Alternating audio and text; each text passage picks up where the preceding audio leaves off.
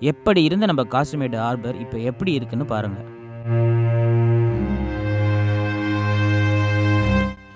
இன்னைக்கு date September 19, 2024.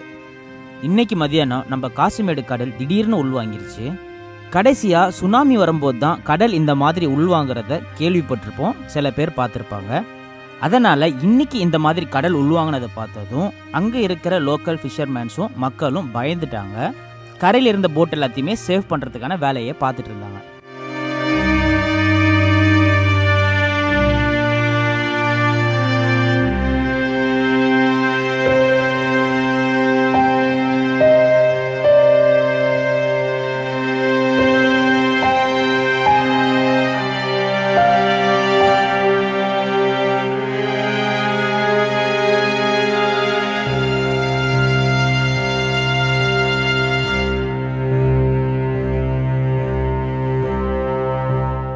பொதுவாக டிசம்பரில் தான் இந்த மாதிரி சம்பவம்லாம் நடக்கும்.